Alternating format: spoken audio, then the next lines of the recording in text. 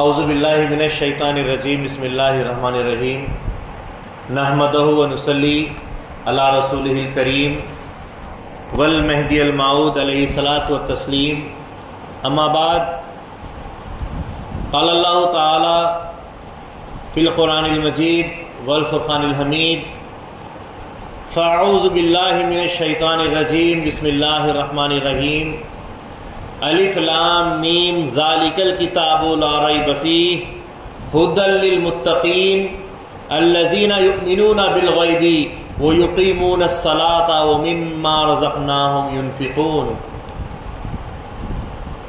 وقال ايضا الذين يذكرون الله قياما وقعودا وعلى جنوبهم وقال ايضا ان الصلاة تنهى عن الفحشاء والمنكر ولذكر الله اکبر قال النبي صلى الله عليه وسلم افضل الذکر لا الہ الا اللہ وقال ايضا من قال لا الہ الا اللہ دخل الجنہ. نخل است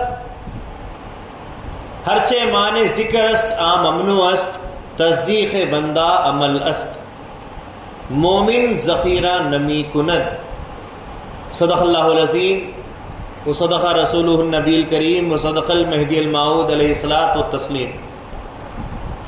ساری تعریف اللہ تعالیٰ کے لیے سزاوار ہے جو رب العالمین ہے. درود و سلام ہو خاتمین کریمین علیہم السلام پر اور آپ دو کی ہر ذریات پر. حاضرین گرامی، بڑا اچھا شعر یاد آ رہا ہے. میں اکیلا ہی چلا تھا جانب منزل مگر لوگ آتے ہی گئے اور کارواں بنتا گیا بڑھتا گیا. لیکن یہ جو اکیلا چلا تھا آج کے اگر عصر حاضر پر نظر ڈالتے ہیں، آج کے اگر دور میں اگر ہم نظر ڈالتے ہیں تو میں اکیلا اگر دنیا کی طرف چلتا ہوں تو لوگ جڑتے جاتے ہیں.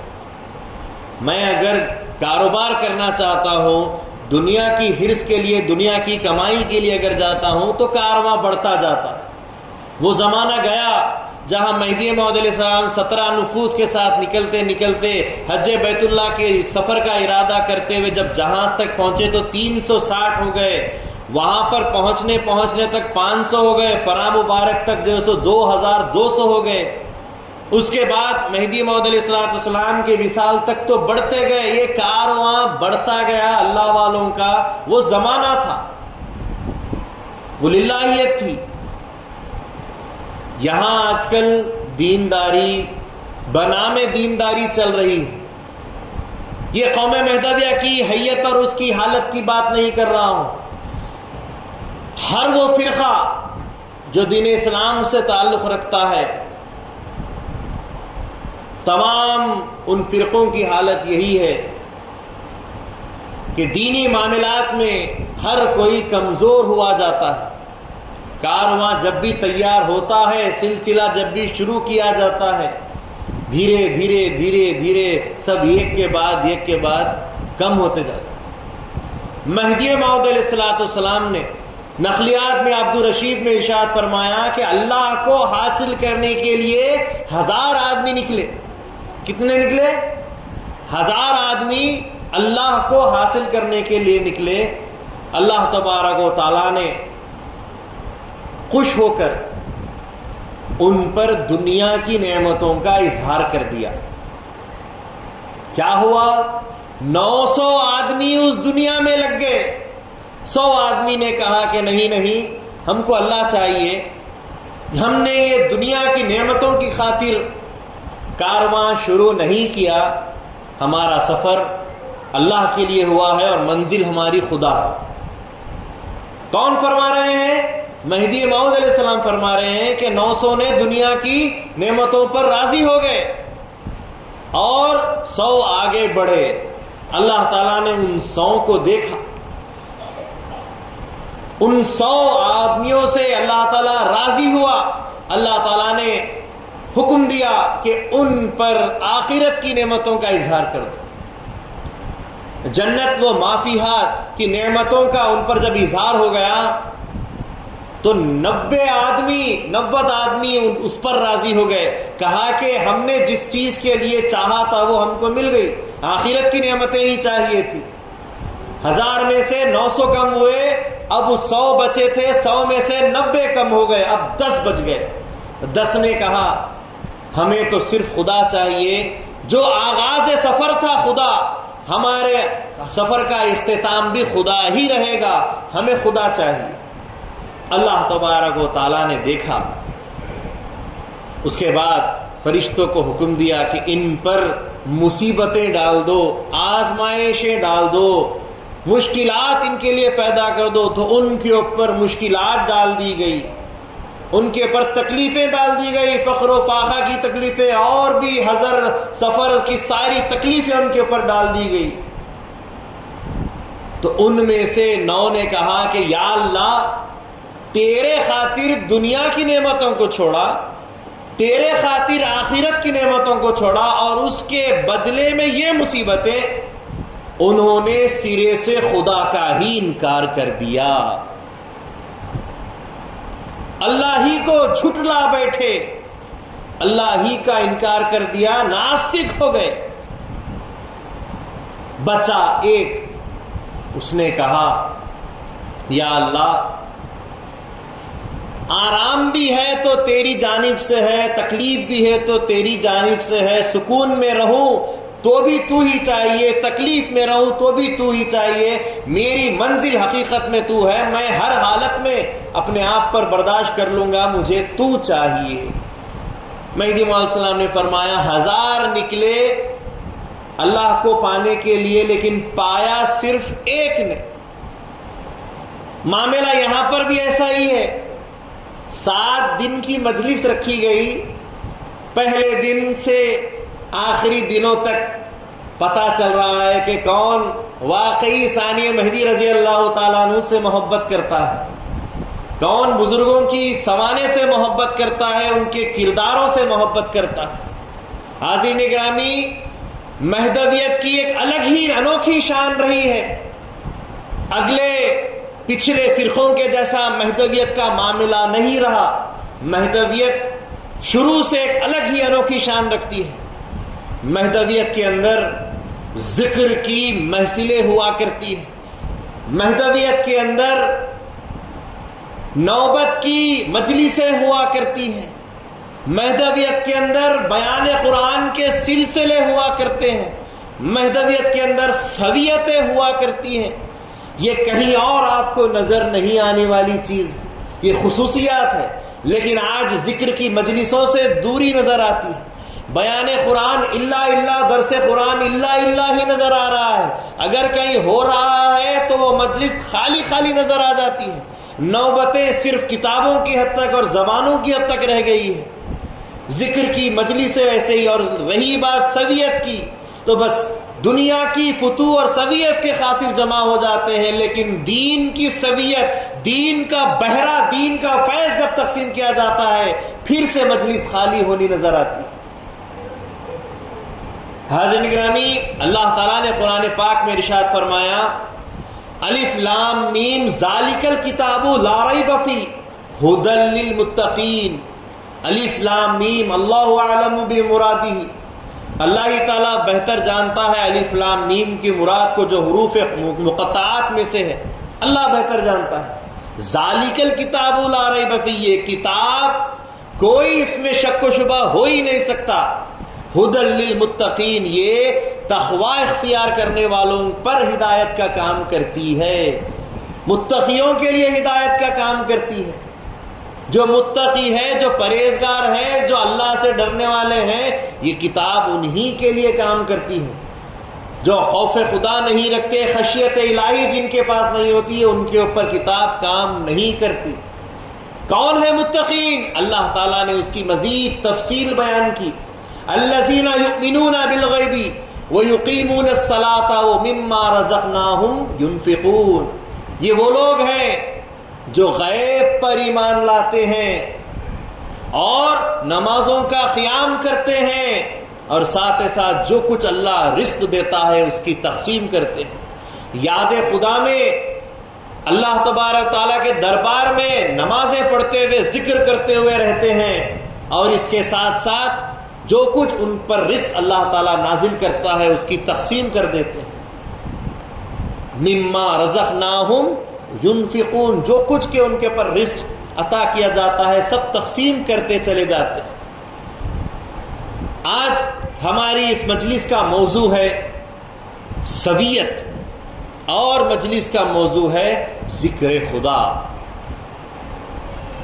ذکر خدا کے لیے، سویت کے لیے، ان دو چیزوں کے لیے مہدویوں کے اندر دائرے کا نظام ہونا بہت ضروری ہے۔ دائرے کے حدود دائرہ، اس کی پابندیاں، دائرے کے نظام کی پابندیاں، یہ سب چیزیں جب ہوتی ہیں تو ذکر بھی کیا جاتا ہے، سویتیں بھی برابر ہوتی ہیں، ظاہری سویت بھی دی جاتی ہے، باطنی علم لدنی کی بھی سویت کی جاتی ہے۔ کب ہوتا ہے؟ جب نظام ہوتا ہے، ٹائم ٹیبل ہوتا ہے، رولز اینڈ ریگولیشنز ہوتے ہیں، پابندیاں ہوتی ہیں، قید خدمی کی باتیں ہوتی ہیں۔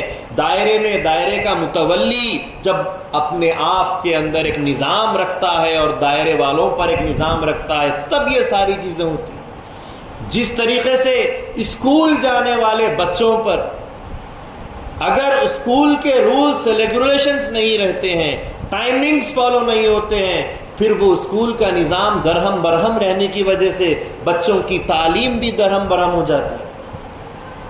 کیونکہ سب سے پہلے آپ کے لیے ضروری ہے کہ آپ اپنے اندر ایک نظام پیدا کریں۔ اسکول یہی سکھاتا ہے، اسکول کے مینجمنٹ کا کام یہی ہوتا ہے کہ بچوں کے اندر ایک نظام پیدا کرے، ایک عادتیں پیدا کریں، ایک اخلاق پیدا کریں۔ حاضرین گرامی،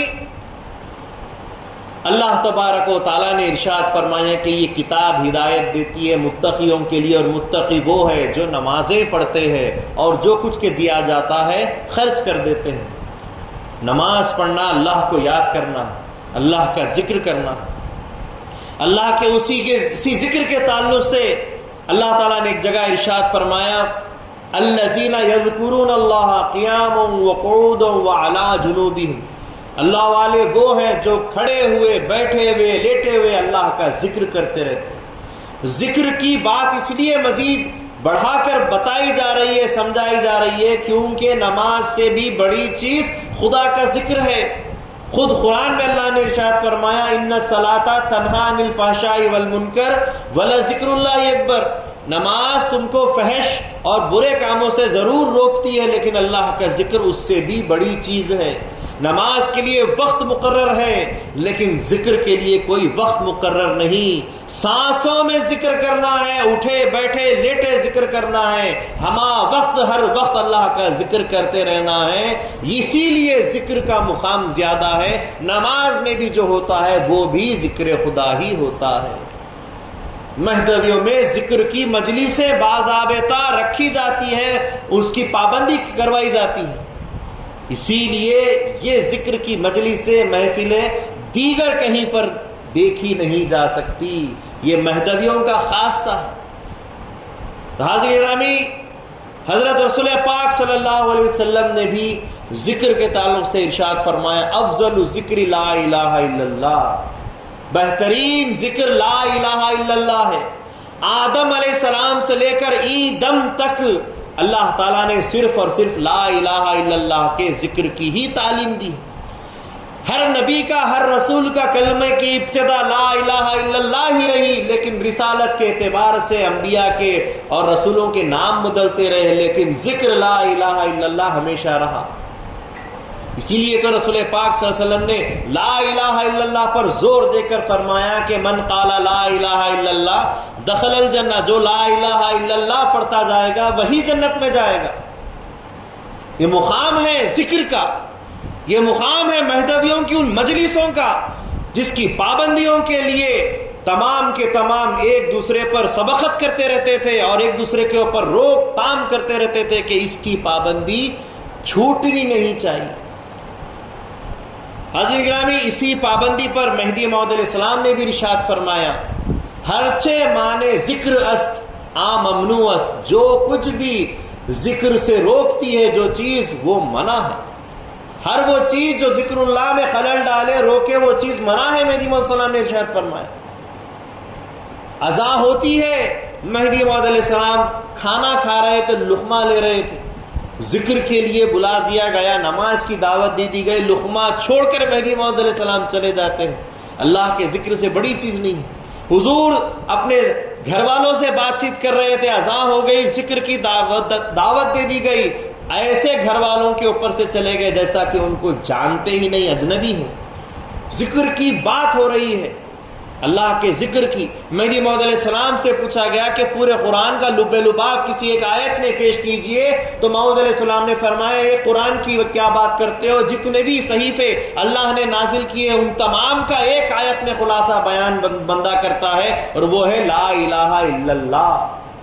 لا الہ الا اللہ کا مقام دیکھیے.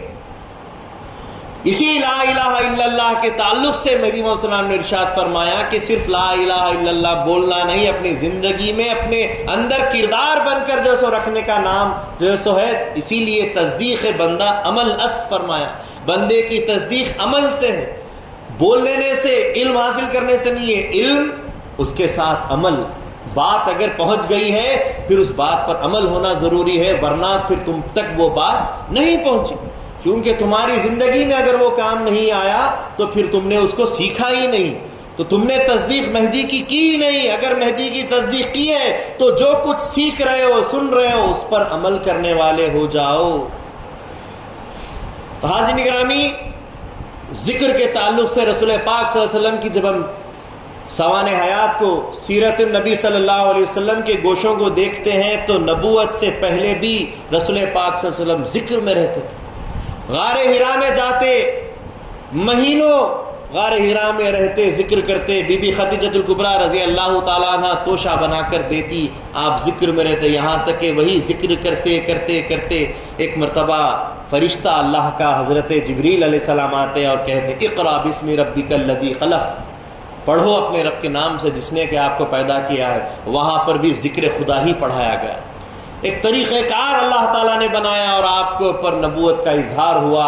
آخری رسول، آخری نبی بنائے گئے، اور اس کے بعد سے آپ نے اپنی نبوت کا اعلان کر کے اس تعلیم کو اسلام کا نام دے کر اور بڑھاتے اور پڑھاتے چلے گئے، بلاتے چلے گئے کہ وحدانیت کی طرف آؤ، ایک خدا کی طرف آؤ، اسلام کی طرف آؤ، میری رسالت اور میری نبوت کی طرف آؤ. اتنا ہی نہیں، رسول پاک صلی اللہ علیہ وسلم نے ہر رات ہر دن اللہ کے ذکر میں گزارے. اللہ تعالیٰ نے ارشاد فرمایا یا ایھا المزمل قم اللیل الا قلیلا، اے مزمل کھڑے ہو جاؤ اور رات بھر اپنے جو سو پروردگار کے لیے عبادت کرو، ذکر کرو. قم اللیل الا قلیلا، رات کھڑے رہو، تھوڑا ہی کیوں نہ ہو مگر کھڑے ہو جاؤ. اصحاب رسول صلی اللہ علیہ وسلم سارے کے سارے ذکر کی مجلسیں کیا کرتے تھے. یہاں تک کہ اصحاب صفہ تو خاص مقرر تھے جن کی صرف اور صرف زندگی کا یہی کام تھا کہ صرف تعلیم حاصل کرے، عبادت کرے، ذکر کرے. ان کو کمانے کی اجازت نہیں تھی، کسب کی اجازت نہیں تھی. دیگر مسلمان مومنین کسب کر کر لا کر جو بھی زکوٰۃ عشر نکالی جاتی، رسول پاک صلی اللہ علیہ وسلم ان کا حصہ دے دیتے، اس کے بعد پھر دوسروں میں تقسیم کیا جاتا. ان کا کام یہی ذکر خدا کریں، اللہ اللہ کریں، علم سیکھیں، دین سیکھیں. یہ ذکر کی مجلسیں رہی ہیں. یہاں تک کہ ایک مرتبہ حضرت ابو ہریرہ رضی اللہ تعالیٰ عنہ بازار میں لوگوں کے درمیان پہنچتے اور اعلان کرتے ہیں کہ تم لوگ بازار میں یہ کیا چیزیں لے لیتے پھرتے ہو؟ پتہ نہیں کہ رسول پاک صلی اللہ علیہ وسلم مسجد نبوی میں خزانے لٹا رہے ہیں. سارے لوگ خزانوں کا نام دیکھیے، اس دور میں بھی دنیا کا نام لیے تو کارواں بن جاتا اور بڑھ جاتا. دین کا نام لیتے ہی سارے کے سارے پھر نچلے طبقے میں آتے چلے جاتے، تعداد کم ہو جاتی. جیسے ہی خزانوں کا نام سنا، ابو ہریرہ رضی اللہ تعالیٰ عنہ کا یہ کہنا ہوا کہ سارے بازار میں جتنے لوگ تھے سب مسجد نبی میں پہنچ گئے. کیا دیکھتے ہیں کہ کچھ لوگ بیٹھے ہوئے ہیں خدا کا ذکر کرتے ہیں. آ کر کہا ابو ہریرہ سے تم نے تو کہا کہ خزانے تقسیم ہو رہے ہیں مسجد نبوی میں، وہاں تو چند حضرات ذکر میں بیٹھے ہوئے تھے. کہا کہ یہی سب سے بڑے خزانے ہیں جو رسول پاک صلی اللہ علیہ وسلم نے ہم کو دیے ہیں، وہی خزانہ ہے سب سے بڑا، اس سے بہتر کوئی خزانہ نہیں. اس ذکر کے خزانے کو مہدویوں کے اندر خزانہ سمجھ کر ہی رکھا گیا، خزانہ سمجھ کر ہی مجلسیں بیٹھی ہوئی ہوتی رہتی ہیں کہ جہاں پر ذکر کی مجلسیں ہوتی ہے وہ مہدویت ہی مہدویت ہے۔ حضرت مہدی موعود علیہ السلام نے ذکر کی ہمیشہ سے تعلیم دی، جیسا کہ خدا نے فرمایا، رسول پاک صلی اللہ علیہ وسلم نے کر کے بتایا۔ مہدی موعود علیہ السلام کے پاس جو بھی آتا مہدویت کی تصدیق کرتا، مہدی موعود علیہ السلام اس کو فوراً ذکر خفی کی تلقین کیا کرتے۔ ثانی مہدی رضی اللہ تعالیٰ عنہ کہ شیخ امی رضی اللہ عنہ، جتنے بھی خلفاء ہیں، جتنے بھی مہاجرین ہیں، جتنے بھی مصدقین ہیں، سب کو مہدی موعود علیہ السلام نے ذکر کی ہی تعلیم دی۔ اور اس ذکر کی تعلیم کے ساتھ ساتھ اللہ تبارک و تعالیٰ نے کیا ارشاد فرمایا؟ وَمِمَّا رَزَقْنَاهُمْ يُنْفِقُونَ، خدا کا ذکر، نماز، ذکر، اللہ کی یاد اور اس کے ساتھ جو کچھ بھی ہوتا تقسیم کرتے جاتے۔ اللہ تعالیٰ نے یہ پہچان بتائی ہے، مومنین کی یہ صفت بتائی ہے کہ جو کچھ بھی نازل ہوتا ہے اس کی تقسیم کرتے، اس کی سویت کرتے، اس کو بانٹ دیا کرتے۔ حضرت رسول پاک صلی اللہ علیہ وسلم اس بانٹنے کو ارشاد فرماتے، السقی قریب من اللہ وبعید من النار، سخی جو ہوتا ہے خیر خیرات کرنے والا وہ اللہ سے قریب ہوتا ہے۔ السقی قریب من اللہ، کھلانے والا پلانے والا اللہ کے قریب ہوتا ہے۔ وہ بعید من النار، دوزخ سے دور ہوتا ہے، خدا سے قریب ہوتا ہے۔ حضور نے پھر آگے ارشاد فرمایا، خصلتانی من احب الی اللہ، دو خصلتیں ایسی ہیں جس کو اللہ تعالیٰ پسند کرتا ہے۔ السخاء و حسن الخلق، ایک تو سخاوت اللہ تعالیٰ کو بہت پسند ہے خصلت، اور دوسری عادت، دوسری خصلت ہے کہ بہترین اخلاق۔ یہ سخاوت کی بات، یہ حسن اخلاق کی بات، یہ نمازوں کی اور ذکر کی بات کہاں ملے گی؟ جب ایسے لوگوں میں بیٹھو گے، جب ان کے درمیان رہو گے، دائروں میں رہو گے، دائروں کے پابندیوں پر عمل کرو گے، تب جا کر یہ چیز آتی ہے۔ سخاوت کی بات کرتے ہیں، رسول پاک صلی اللہ علیہ وسلم جیسا سخی کسی زمانے میں نہیں ہوا ہوگا۔ حضور صلی اللہ علیہ وسلم کے پاس جب کبھی بھی مال غنیمت آتا، آستین آپ جو سے اٹھا کر بیٹھ جاتے اور سارا کا سارا تقسیم کرتے، یہاں تک کہ اپنا دامن جھٹک کر واپس گھر آتے۔ اتنا دیتے کہ لوگ اٹھا نہیں پاتے۔ حضرت عبداللہ ابن عباس کو اتنا دیا کہ وہ اٹھا نہیں سکے۔ ایک مرتبہ ایک شخص آیا، اس نے ایک ککڑی حضور کو پیش کی، ایک کھیرا پیش کیا، یا رسول اللہ ایک کھیرا کھائی۔ حضور نے کھیرا کھایا، رسول اللہ پاک صلی اللہ علیہ وسلم خوش ہوئے، اس کے بدلے میں اس کو بہت سارا سونا دے دیا۔ حضور کی سخاوت کوئی سمجھ ہی نہیں سکتا تھا، اندازہ نہیں لگا سکتا تھا۔ ایک مرتبہ ایک پورا جنگل بھرا ہوا بکریوں سے حضور کے سامنے، حضور کے پاس للہ پیش کر دیا گیا۔ کہ کسی صحابی نے کہہ دیا، یا رسول اللہ اب آپ تو امیر ہو گئے ہیں، آپ تو حضور نے فرمایا ابھی تم نے میری امیری دیکھی کہاں ہے، لو یہ سارا کا سارا بکریوں سے بھرا ہوا جنگل تم کو دیتا ہوں، لے لو۔ وہ صحابی اپنے قبیلے میں جا کر اعلانات کرنے لگے کہ حضور اتنا دیتے ہیں کہ ان کے پاس فقر اور غریبی پھٹکتی بھی نہیں، ان کی امیری کا اندازہ ہی نہیں لگا سکتے۔ ایسی سخاوت رسول پاک صلی اللہ علیہ وسلم کی۔ ایک مرتبہ کھجور دائرے میں آئی حضور کے، رسول پاک صلی اللہ علیہ وسلم کے زمانے میں ان کے دائرے میں مسجد نبوی میں کھجور آئے، حضور نے سب کو تقسیم کیا۔ اس کے بعد مزاح کے طور پر رسول پاک صلی اللہ علیہ وسلم کھجوریں کھاتے جاتے اور حضرت علی کے سامنے ڈالتے جاتے۔ سب نے دیکھا کہ حضور اپنی کھجوریں کھاتے ہیں لیکن بیج حضرت علی کے سامنے ڈال رہے ہیں۔ صحابہ نے دیکھا جو حضور نے کیا ہم پر لازم ہے، ان کی پیروی، ان کی اتباع لازم ہے۔ ان کنتم تحبون اللہ فاتبعونی، جو اللہ کی محبت کرتا ہے اس کو چاہیے کہ میری پیروی کرے۔ حضور کر رہے ہیں، سب نے مل کر گٹلیاں حضرت علی کے سامنے ڈالنی شروع کر دی۔ کھجوریں خود کھا لی، پوری گٹلیاں حضرت علی کے سامنے، حضرت علی بھی گٹلیاں چونکہ سب یہی ڈال رہے ہیں، اپنی بھی گٹلی اپنے سامنے ڈالتے گئے۔ ساری گھٹلیاں جمع ہو گئی تو حضور نے پھر فرمایا اے علی کیا بات ہے کہ تم نے سب سے زیادہ کھجوریں کھائی ہیں, گھٹلیاں ساری کے ساری تمہارے پاس پڑی ہیں. تو حضرت علی نے بھی مزاح کو باقی رکھتے ہوئے برقرار رکھتے ہوئے کہا ہاں میں نے تو گھٹلیاں بچائی ہے لیکن سب نے گھٹلیوں کے ساتھ کھائی ہے.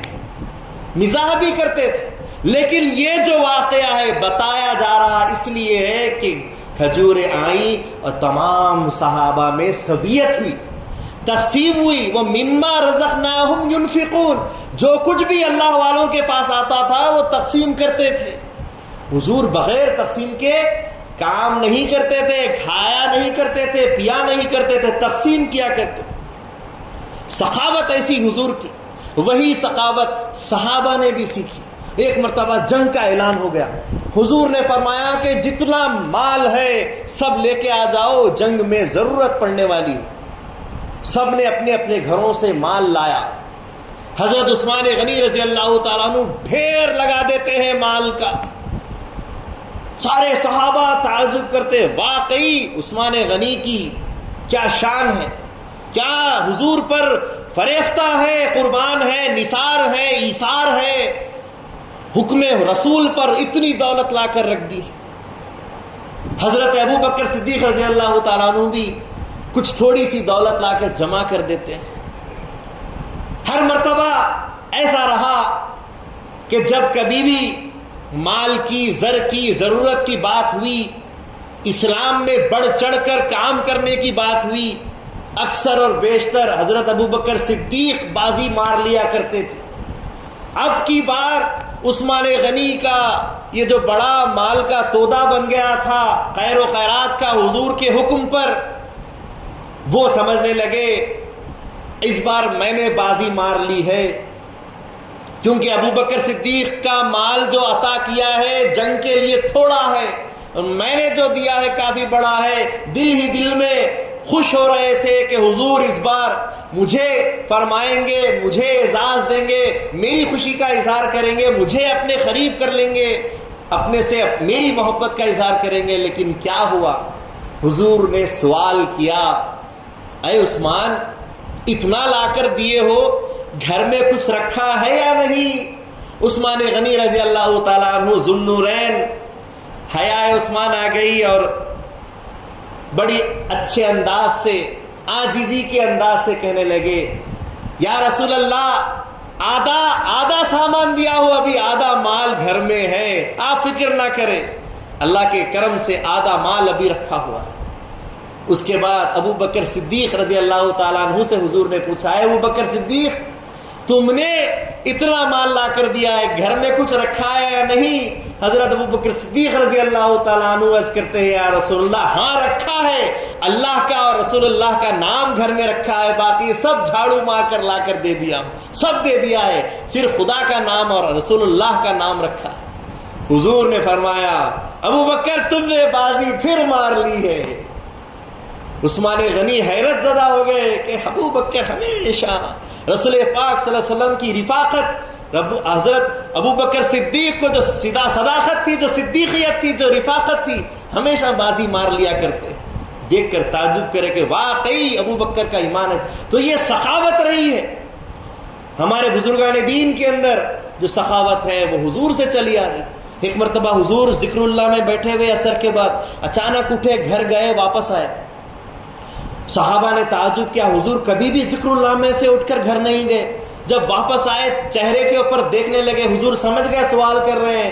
حضور نے کہا بتاتا ہوں, سن لو. اس لیے گیا تھا کہ گھر میں ایک سکہ رہ گیا تھا اور اللہ کے نبی کے, اللہ کے رسول کے گھر میں کچھ زر, مال, سونا رہ جائے یہ ہرگز نہیں ہو سکتا. سورج ڈوب رہا ہے اور ایسے میں کچھ گھر میں رہ جائے ہو نہیں سکتا. اس لیے میں گیا اور بی بی فاطمہ سے کہا کہ اس کو خیرات کر دو. یہ بول کر آ گئے. پتا چلا کہ حضور ایسے سخی کہ جیسے کہ مہدویوں کے اندر تعلیم مہدی موعود علیہ السلام دیے ہیں کہ رات کو کچھ مت رکھو, یہاں تک کہ پانی بھی مت رکھو, تو وہ عمل, وہ تعلیم حضور سے چلی آ رہی ہے کہ ایسی سخاوت کرو کہ گھر میں رات کو کچھ مت رکھو. توکل علی اللہ, کل اللہ مالک ہے, کل اللہ پر بھروسہ ہونا چاہیے. تو یہ تعلیم, یہ سخاوت رسول پاک صلی اللہ علیہ وسلم سے ہم کو مل رہی ہے.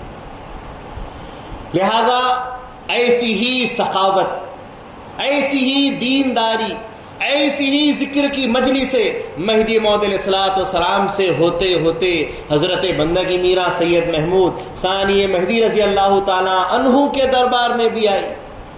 حاضرین گرامی، ثانی مہدی رضی اللہ تعالی عنہ کا مقام و مرتبہ کیا پوچھئے۔ مہدی موعود علیہ السلام کی آخری ایام کی بات ہے کہ مہدی موعود علیہ السلام ثانی مہدی رضی اللہ تعالیٰ عنہ کے ساتھ نماز جمعہ کے لیے مسجد گئے۔ مہدی موعود علیہ السلام نے بھی جمعہ کچھ مقامات پر ادا کیا ہے جہاں پر بادشاہ یا تو آپ کا معتقد ہو گیا یا مہدوی ہو گیا، وہاں پر مہدی موعود علیہ السلام نے اس مقام پر جمعہ ادا کیا ہے۔ بہرحال ثانی مہدی رضی اللہ تعالیٰ عنہ ساتھ چل رہے تھے تو مہدی موعود علیہ السلام نے ارشاد فرمایا، بھائی سید محمود، یا تو آگے چلو یا تو پیچھے چلو، ہر دو ذات برابر نہیں چلنی چاہیے ورنہ اللہ ایک کو اٹھا لے گا۔ ہر دو ذات برابر ہو گئی ہے، اگر برابر چلیں گے تو اللہ ایک کو اٹھا لے گا۔ تو کیا ہوا؟ ثانی مہدی رضی اللہ تعالیٰ عنہ فوراً پیچھے ہو جاتے ہیں، باری اس کی پہلی آتی ہے جو آگے ہوتا ہے۔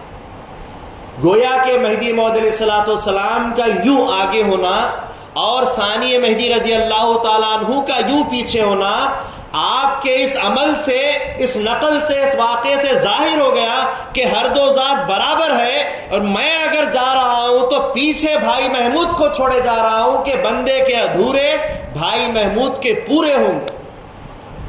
مہدی موعود علیہ السلام نے جو ایک واقعہ کیا ہے، بتایا ہے، اور اس کے اندر جو فرمان آپ نے جو جاری کیا ہے، اس سے پتہ چل رہا ہے، اشارہ دیا جا رہا ہے کہ ثانی مہدی وہ مقام رکھتے ہیں جو بندے کا مقام ہے۔ یہاں تک کہ موعود علیہ السلام نے فرمایا جہاں جہاں بندہ قدم رکھتا ہے وہاں وہاں بھائی محمود بھی قدم رکھتے ہیں۔ یہ مقام ثانی مہدی رضی اللہ تعالیٰ عنہ کا ہے، اور یہ انصاف نامے میں اس کا ذکر کیا گیا ہے۔ اور ساتھ ساتھ روایت میں یہ بھی آیا ہے کہ پھر اگلے جمعے کو مہدی موعود علیہ السلام نماز کے لیے تشریف نہیں لے گئے، مطلب کہ مہدی موعود علیہ السلام کا بالکل قریب وقت میں یہ واقعہ پیش آیا۔ بہرحال مہدی موعود علیہ السلام کی رحلت ہوئی، ثانی مہدی رضی اللہ تعالیٰ عنہ عرس مبارک کرنے کے بعد بلوٹ شریف حکم مہدی پر پہنچ جاتے ہیں۔ وہاں جانے پر حضرت شاہ قطب رضی اللہ تعالیٰ عنہ آ جاتے ہیں اکیلے، تو آپ ان کو سمجھا بجھا کر اصرار کر کر واپس کرتے ہیں۔ پھر کچھ دنوں کے بعد پورے قافلے سے آ جاتے ہیں تو کچھ دن اپنے دائرے میں رکھتے ہیں، پھر اکیلے میں ان کو سمجھاتے ہیں کہ ناگور میں جو مہدی موعود علیہ السلام نے ارشاد فرمایا تھا فَالَّذِينَ هَاجَرُوا شُدْ وَأُخْرِجُوا مِن دِيَارِهِمْ شُدْ وَأُوذُوا فِي سَبِيلِي شُدْ وَقَاتَلُوا وَقُتِلُوا ماندہ باقی است انشاءاللہ خواہد شد، کہ فَالَّذِينَ هَاجَرُوا ہجرت ہم سے ہو گئی، شد وَأُخْرِجُوا مِن دِيَارِهِمْ اپنے گھروں سے نکالے گئے، شد یہ بھی ہو گیا، وَأُوذُوا فِي سَبِيلِي اللہ کی راہ میں تکلیفوں پر آزمائے گئے، یہ بھی ہو گیا شد، وَقَاتَلُوا وَقُتِلُوا ماندہ باقی است لیکن قاتلو قتل کرنا اور قتل ہونا باقی ہے، انشاءاللہ خواہد شد یہ اللہ کے حکم سے ہوگا۔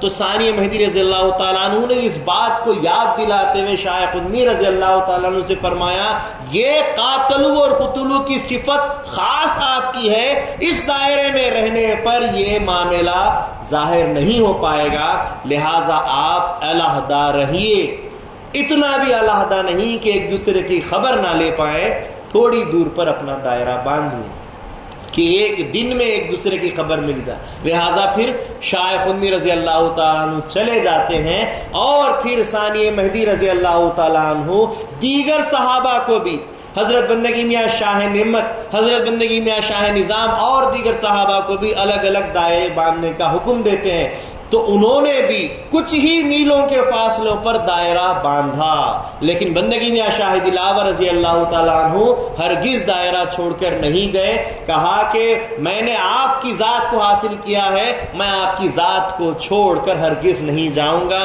ثانی مہدی کو ہرگز میں چھوڑ کر نہیں جا سکتا۔ تو ان کے اس اصرار پر شاہ دلاور رضی اللہ تعالیٰ عنہ دائرے میں رہتے ہیں. باقی ہر خلیفہ مہدی الگ الگ دائرے باندھ کر مہدویت کی تبلیغ میں لگ جاتے ہیں. یہ ہو گیا. اس کے بعد پھر مہدی موعود ثانی مہدی رضی اللہ تعالیٰ عنہ نے ہر ہفتے ایک اجماع کا اہتمام کرنا شروع کیا. سب سے پہلی اجماع میں ثانی مہدی رضی اللہ تعالیٰ عنہ نے ذکر کی پابندی کی بات رکھی. ثانی مہدی رضی اللہ تعالیٰ عنہ نے فرمایا فجر کی نماز پڑھے ذکر اللہ میں بیٹھے 1.5 پہر تک ذکر میں بیٹھنا پڑے گا. اس کے بعد کچھ وقت آرام کرنے کے بعد ظہر کی نماز پڑھی جائے گی. ظہر سے عصر تک ذکر میں بیٹھنا پڑے گا.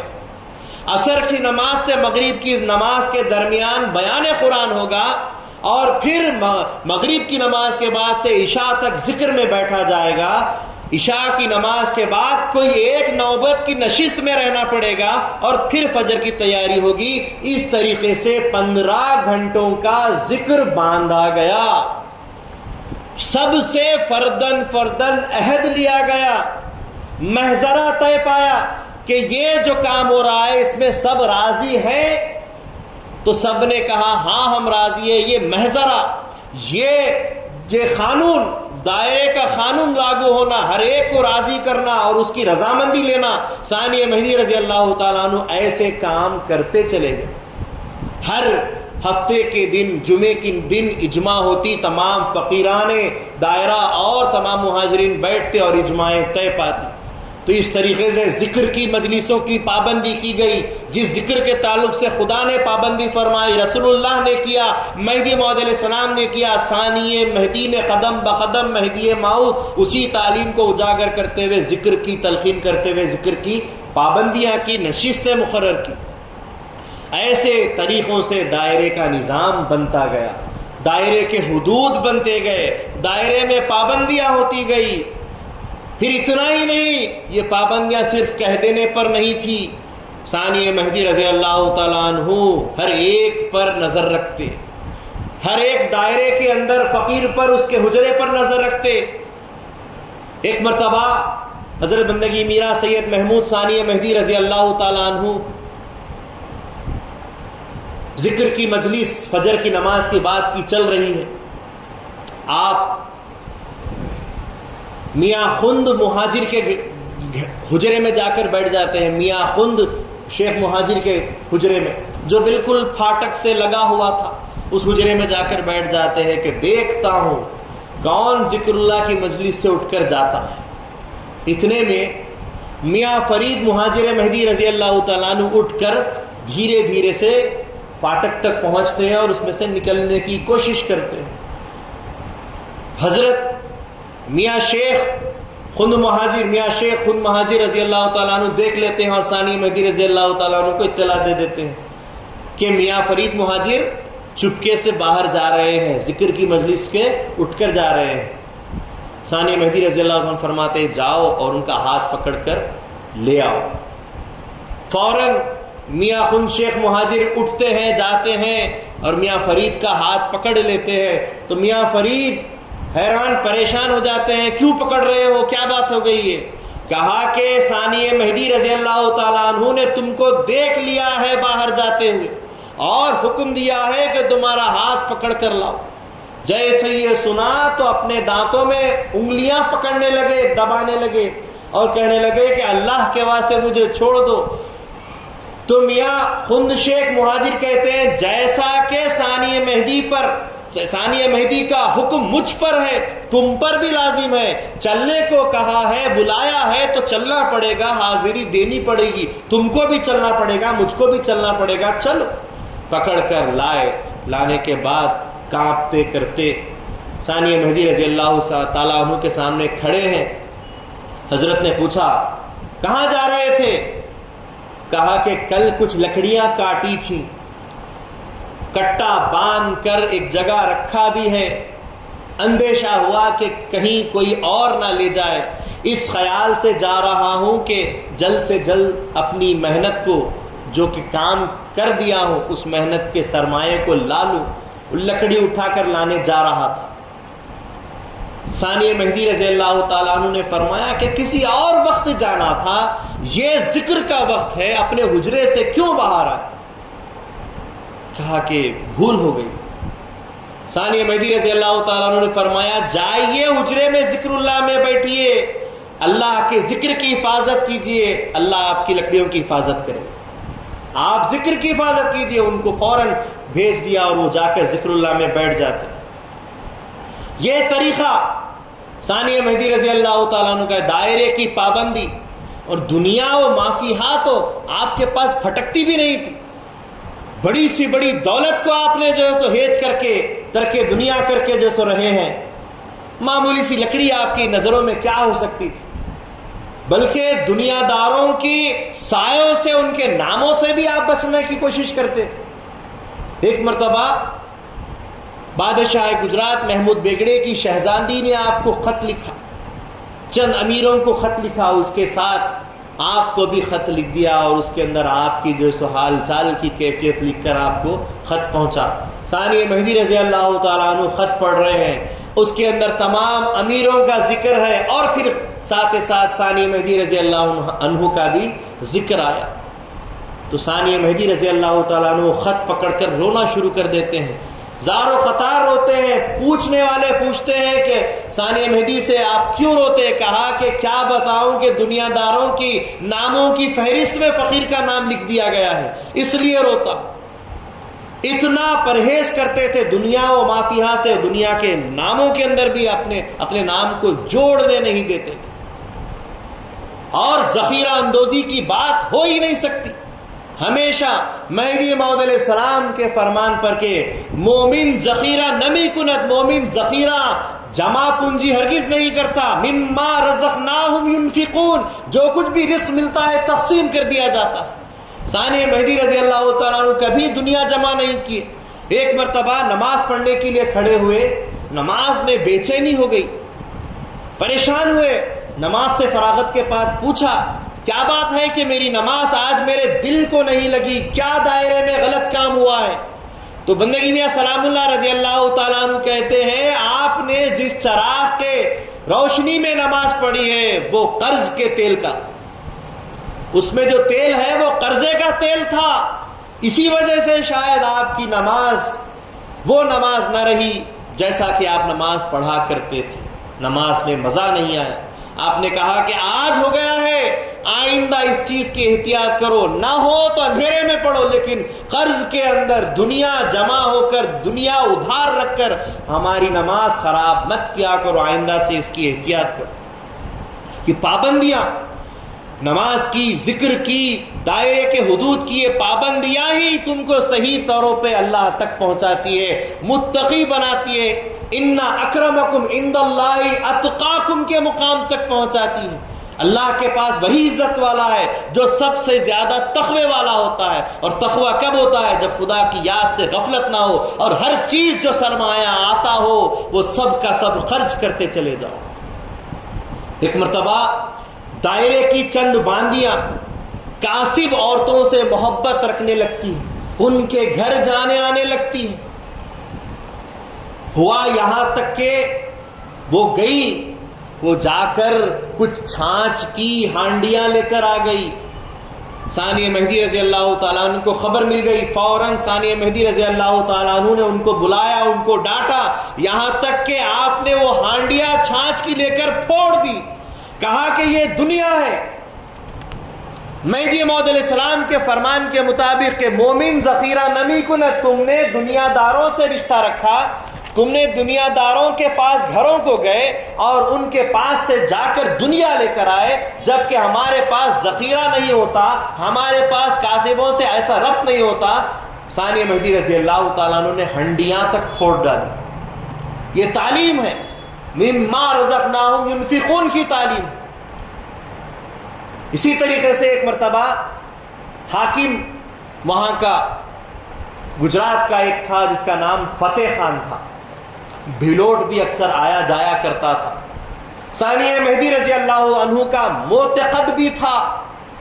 ایک مرتبہ وہ آیا دائرے کے اندر، ثانی مہدی رضی اللہ تعالیٰ عنہ سے ملاقات کی، 30 ٹکے 30 دن کے اس نے ثانی مہدی رضی اللہ تعالیٰ عنہ کے نظر کی. ثانی مہدی رضی اللہ تعالیٰ عنہ لے لیتے ہیں، رکھ دیتے ہیں، بعد میں سویت کر دیتے ہیں. پھر ایک اور بار آیا، آنے کے بعد فتح خان نے پھر وہ سویت، پھر وہ فتوح دی، 30 دن کے پھر سے دیے. پھر ثانی مہدی رضی اللہ تعالیٰ عنہ لے لیتے ہیں، رکھ لیتے ہیں اور پھر تقسیم کر دیتے ہیں، سویت کر دیتے ہیں. تیسری بار پھر فتح خان آیا. آنے کے بعد ثانی مہدی رضی اللہ تعالیٰ عنہ نے کہا کہ اب تمہارا یہ پیسہ لینا، تمہاری یہ فتوح لینا ہمارے لیے جائز نہیں ہے. تم نے تو گویا کہ ہم پر وظیفہ مقرر کر دیا ہے. فقیر خدا اللہ اللہ کرنے کی بجائے کیا فتح خاں کرنے لگ جائیں؟ ہم متوکل اللہ ہے، ہمارے اوپر وظیفہ نہ لگاؤ، لہٰذا یہ پیسہ لو اور اپنا جاؤ. روایت میں آتا ہے کہ جب کبھی فتح خان دائرے میں آتا تھا، کوئی فقیر اس کو آگے بڑھ کر سلام نہیں کرتے تھے، کوئی اس کی دلجوئی نہیں کرتے تھے، کوئی اس کی آؤ بھگت نہیں کرتے تھے کہ آؤ بیٹھو ایسے رو ویسے رو. وہ آتا تھا، کھڑے رہتا تھا، کوئی پوچھتا تک نہیں تھا. ایک مرتبہ فتح خان کے دربار کا ایک آدمی 2 دن سے نظر نہیں آیا. 2 دن کے بعد آیا تو پوچھا کہ تو کہاں تھا؟ کہا کہ ثانی مہدی کے دربار میں کچھ خدمت کے لیے، ان کے پاس کچھ سیکھنے کے لیے، تعلیم لینے کے لیے ان کے پاس رہتا تھا. تو فوراً جلال میں آ جاتا ہے، کھڑا ہو جاتا ہے اور درباریوں سے کہتا ہے اس کو مارو. لوگ مارنے پر آتے ہیں تو کچھ لوگ کہتے ہیں نہیں غریب آدمی ہے، فقیر آدمی ہے، اس کو مت مارو. کہا کہ میرا دل جلاتا ہے، میں جاتا ہوں تو مجھے کوئی نہیں پوچھتا، ان کے دائرے کے کتوں کو پوچھ لیتے ہیں، لیکن میں جاتا ہوں تو مجھے نہیں پوچھا جاتا. اور یہ کہتا ہے کہ میں اس دائرے میں رہ کر آیا ہوں. اتنا اس کو جیسو جلن اور حسد ہو جاتا ہے. تو یہ دائرے کی تعلیم کہ دنیا داروں سے، کاسبوں سے بے رخی رکھنے کی تعلیم، حدود مقرر کرنے کی تعلیم کا مسئلہ ہی یہی ہے کہ مومن ہونا چاہیے، اس کے پاس دنیا نہیں آنی چاہیے، ذخیرہ نہیں ہونی چاہیے. حاضرین گرامی، ایک مرتبہ تو ایسا ہوا جب فرا مبارک سے بھلوٹ شریف کا سفر طے ہو رہا تھا ثانی مہدی رضی اللہ عنہ کا، تو ایک مقام پر ایک جگہ پر دائرہ باندھا گیا،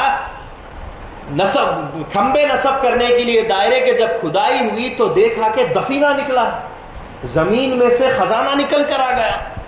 سارے فقیر خوش ہونے لگے. ثانی مہدی رضی اللہ تعالیٰ عنہ نے فرمایا جس پر مٹھی پڑی تھی مٹھی ڈالو اور آگے جاؤ، آگے چلو، آگے دائرہ باندھیں گے. جہاں دنیا نکل کر پہلے قدم پر مل گئی وہ جگہ فقیروں کے رہنے کے لیے لائق نہیں. مومن ذخیرہ ہرگز نہیں کرتا. یہ تعلیمات بتا رہی ہے کہ کیسا دائرے کا نظام ہونا چاہیے. ایک دن بی بی لہدادی بی بی قدبانو رضی اللہ تعالی عنہا کے بھائی کچھ فتوح بھیجتے ہیں. ثانی مہدی رضی اللہ تعالیٰ عنہ لینے سے انکار کرتے ہیں. پوچھا جاتا ہے کہ حضرت کیوں انکار کیا جا رہا ہے؟ ثانی مہدی رضی اللہ تعالیٰ عنہ فرماتے ہیں یہ جو فتوح دی جا رہی ہے یہ رشتہ داری کی بنا پر دی جا رہی ہے، میں ان کا بہنوئی ہوں یہ سمجھ کر دیا جا رہا ہے. اگر فقیر دائرہ سمجھ کر دیا جاتا تو شاہ خنمیر کے پاس بھی بھیجا جاتا، شاہ نظام کے پاس بھی بھیجا جاتا، شاہ نعمت کے پاس بھی بھیجا جاتا. صرف اور صرف مجھے دیا جا رہا ہے، اس کا مطلب یہی ہے کہ رشتہ داری کا تقاضا پورا کیا جا رہا ہے، لہذا بندہ کوئی ان سے فتوح نہیں لے گا. ثانی مہدی رضی اللہ تعالیٰ نے 2 ٹوک کہہ کر بات ختم کر دی. لیکن پھر کیا ہوا؟ بی بی نے چپکے سے خفیہ طور پر بھائیوں سے فتوح لینی شروع کر دی. لیتے رہے. جب پتا چلا ثانی مہدی رضی اللہ تعالیٰ عنہ مہدی موعود علیہ السلام ہی کی طرح دائرے کے معاملات میں کسی رشتہ داری کو نہیں دیکھا کرتے تھے. یہ روایت مہدی موعود علیہ السلام سے چلی آ رہی ہے کہ محبت کا تقاضا بیچ میں دخل نہیں دیا جاتا. رشتہ داری محبت کی اپنی جگہ، اصول اپنی جگہ. ثانی مہدی رضی اللہ تعالیٰ عنہ نے فرمایا بی بی قدمانو رضی اللہ تعالیٰ عنہ سے اتنی ہی بھائیوں کی محبت اگر آ رہی ہے ان کے گھر چلے جاؤ، وہیں بیٹھ کر کھایا پیا کرو، اس دائرے میں رہنے کی ضرورت نہیں. یہ کام ثانی مہدی رضی اللہ تعالیٰ عنہ کا ہے کہ آپ نے دنیا کو جمع ہونے نہیں دیا. آتا ہے آنے دو، آتا ہے آنے دو. نہیں، مومن ذخیرہ نمی کنت. لیکن ہوتی ہے گھریلو مسائل کی چیزیں ہی ایسی ہوتی ہیں کہ بعض وقت بیویاں بھی اس کا شکار بن جاتی ہے۔ اسی طریقے سے بی بی کدمانو ایک بار شاہ دلاور رضی اللہ تعالیٰ عنہ کو کہہ دیتی ہیں کہ گھر میں مہمان اکثر آیا کرتے ہیں، کھانے پینے کی تنگی ہو جاتی ہے، ہمارا جو سویت میں حصہ ہے تھوڑا سا بڑھا دیجیے۔ جس وقت کے سویت تقسیم ہونے جا رہی تھی، شاہ دلاور رضی اللہ تعالیٰ عنہ ثانیہ مہدی کے پاس حاضر ہوتے ہیں، کہتے ہیں خندکار میرا جی، بندہ یہ سمجھتا ہے کہ آپ کے گھر میں مہمان اکثر آیا جایا کرتے ہیں، آپ کی سویت کچھ بڑھا دی جائے تو بہتر ہے۔ تو ثانیہ مہدی رضی اللہ تعالیٰ عنہ کا ماتھا جو ہے سو فوراً جو ہے سو اشارہ کرتا ہے کہ یہ بات آپ اپنی طرف سے تو نہیں کہہ رہے۔ کہا کہ ضرور کوئی اور بات ہے، کسی نے اور کہا، کسی نے کوئی اور ہے اس بات کے پیچھے، کسی نے اور نے آپ کو یہ بات کہنے کو بتایا ہے۔ کہتے ہیں کہ ہاں کہ بی بی کدمانو نے کہا ہے کہ ضرورت لائق ہوتی ہے، اس لحاظ سے کچھ سویت بڑھا دی جائے۔ کہا کہ پہلے سے ہی اس بندے کی سویت 10 حصوں پر ہے، 10 حصے سویت ہے، اور مزید بڑھا کر دنیا جمع کرنا بندے کا مقصد ہرگز نہیں ہے، بندے کی سویت اتنی ہی رہنی چاہیے۔ آپ نے صبر کیا اور سویت تھوڑی سی بھی بڑھنے نہیں دی۔ یہ تعلیمات ثانیہ مہدی رضی اللہ تعالیٰ عنہ کی صرف اور صرف مما رزقناہم ينفقون کے اوپر آتی ہے۔ اللہ کا ذکر کیا کرو اور کوئی سویت آپ کی جو تھی اس سے بڑھ کر لیا مت کرو۔ یہاں تک کہ ایک مرتبہ ثانیہ مہدی رضی اللہ تعالیٰ عنہ گھر میں کھانا کھانے کے لیے بیٹھے تھے، حضرت میاں سومار رضی اللہ تعالیٰ عنہ حاضر ہوتے ہیں اور کہنے جاتے ہیں دائرے میں فاقہ چل رہا ہے۔ بی بی کدمانو روک دیتی ہیں، مت کہو حضرت بہت دیر کے بعد کھانے کے لیے بیٹھے ہیں، ان سے منع کر دیتی ہے۔ میاں سومار رضی اللہ تعالیٰ عنہ جانے لگتے ہیں، ایسے میں ثانیہ مہدی رضی اللہ تعالیٰ عنہ کی نظر پڑتی ہے، بلاتے ہیں میاں سومار آؤ، کیا بات تھی بتا کر جاؤ۔ کہا کہ کچھ نہیں، ایسے ہی آپ کے دیدار کے لیے آیا تھا، آپ کو دیکھنے کے لیے آیا تھا، اور کوئی بات نہیں۔ کہا بتاؤ کیا بات ہے۔ کہا کہ دائرے میں فاقہ چل رہا ہے۔ ثانیہ مہدی رضی اللہ تعالیٰ عنہ کی فقیرانہ اس بات پر قربان جائیے، ثانیہ مہدی رضی اللہ تعالیٰ عنہ فرمایا کہ بھائی بھوکے ہیں اور بندہ کھانا کھائے، بندے کے منہ میں خاک پڑے، فوراً آپ اٹھ کے جو سو جانے لگتے ہیں۔ تو بیوی جو آپ پر وارفتہ تھی فوراً کھڑی ہو جاتی ہے کہ خنکار آپ تشریف رکھیے، اگر دائرے میں اگر فاقہ چل رہا ہے تو بندی اپنا کنگن دیتی ہے، بی بی اپنا کنگن جیسا خیرات کر کر اس کو فروخت کر کر سویت کرنے کا حکم دے دیتے۔ جب وہ کنگن فروخت کیا گیا، سویت کی گئی، تب جا کر ثانیہ مہدی رضی اللہ تعالیٰ عنہ پھر کھانا کھانے کے لیے بیٹھے۔ یہ طریقہ کار ثانیہ مہدی رضی اللہ تعالیٰ عنہ کا کیا ان کے نزدیک دنیا آ سکتی؟ لوگ سمجھتے ہیں کہ ثانیہ مہدی رضی اللہ تعالیٰ عنہ نے کسب کیا۔ کون سا کسب کیا؟ جو کسب کیا وہ تعلیماً کسب کیا، تمہارے لیے تعلیم بنا کر کسب کیا، بلکہ اول تا آخر تاریخ دنیا کی انہوں نے زندگی گزاری۔ اور سویت ہر جگہ برابر، فقیر کھائے تو میں کھاؤں، فقیر بھوکے ہیں تو میں بھوکا رہوں۔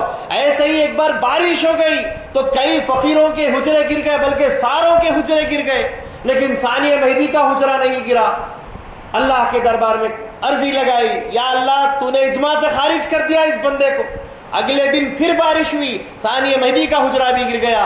اللہ کا شکر ہے، کہا جہاں فقیروں کی چیز باقی ہے تو بندے کی چیز بھی باقی ہے، اگر فقیروں کی چیز نہیں رہی تو بندے کی چیز کیسی رہ جائے؟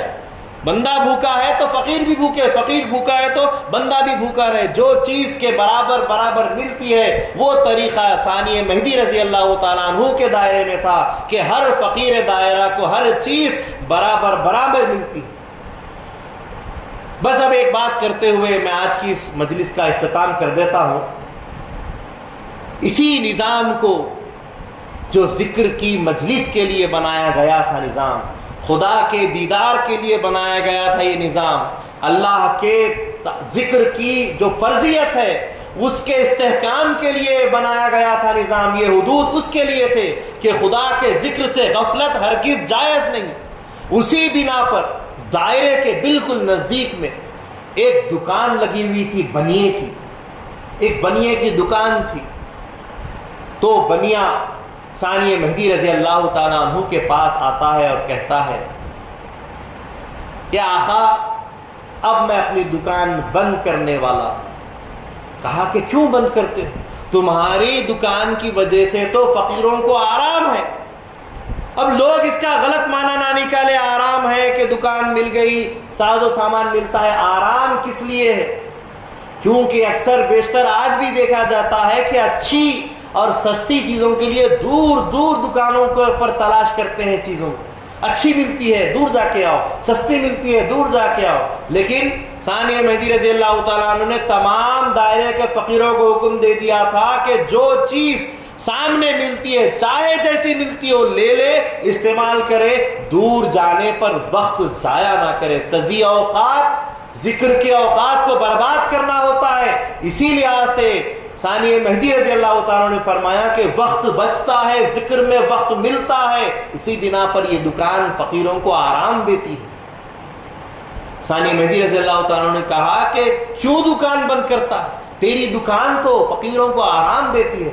کہا کہ پہلے میرا جوان بیٹا تھا جس کے سہارے سے میں دکان چلاتا تھا، وہ دکان پر بیٹھتا تھا، میں ساز و سامان رادھن پور سے لا لیا کرتا تھا۔ اب میرا بچہ نہ رہا، میرا بچہ مر گیا ہے، اب میں دکان کس کے حوالے کر کے جاؤں؟ بوڑھا بھی ہو گیا ہوں، نہیں سنبھال سکتا۔ ثانیہ مہدی رضی اللہ تعالیٰ عنہ فرماتے ہیں اگر تمہاری دکان پہ کسی کو رکا دیا جائے، ٹھہرا دیا جائے، مقرر کر دیا جائے، پھر تو تم کو آرام ہو جائے گا؟ کہا کہ بالکل آرام ہو جائے گا۔ تو اس وقت سے ثانیہ مہدی رضی اللہ تعالیٰ عنہ نے اپنے دائرے کے اس ہونہار کتے سے کہا، بھائی لالو آپ جو ہے سو اس کی دکان پر بیٹھ جایا کریں، بھائی لالو آپ کی دکان کو سنبھال لیں گے، آپ جا کر ساز و سامان لا لیجئے جب تک کہ بھائی لالو آپ کی دکان کی رکھوالی کریں گے۔ تو اندازہ لگائیے کہ مہدی موعود علیہ السلام کی ان تعلیمات کو ثانیہ مہدی رضی اللہ تعالیٰ عنہ نے حدود دائرہ کی شکل میں، دائرے کی پابندیوں کی شکل میں، ذکر اور اذکار کے اوقات کو تضیع اوقات نہ بنانے کی جیسے اس میں آپ نے ہمیشہ کام کیا، یہاں تک کہ ایک دائرے سے ہٹ کر ایک دکاندار کی اس نے آپ نے مدد کی، اس لحاظ سے، محض اس لحاظ سے کہ دائرے کے اندر تمام فقیران دائرہ اللہ کے ذکر میں رہے۔ یہ طریقہ کار ثانیہ مہدی رضی اللہ تعالیٰ عنہ کے دائرے کا رہا۔ انشاءاللہ العزیز دائرے کی اسی تعلیمات کے ساتھ آگے بڑھتے ہوئے کل حضرت بندگی میرا ثانیہ مہدی رضی اللہ تعالیٰ عنہ کے بیان قرآن کے اوپر انشاءاللہ بات رکھی جائے گی، اور کل کی نشست کا اختتام، آخری اختتام عمل میں آئے گا۔ میں اللہ سے دعا کرتا ہوں کہ اللہ تعالیٰ بولنے سننے سے زیادہ ہم کو عمل کی توفیق عطا کرے، اللہ سننے سے زیادہ عمل کی توفیق عطا کرے۔ آمین۔ وآخر دعوانا الحمدللہ رب العالمین۔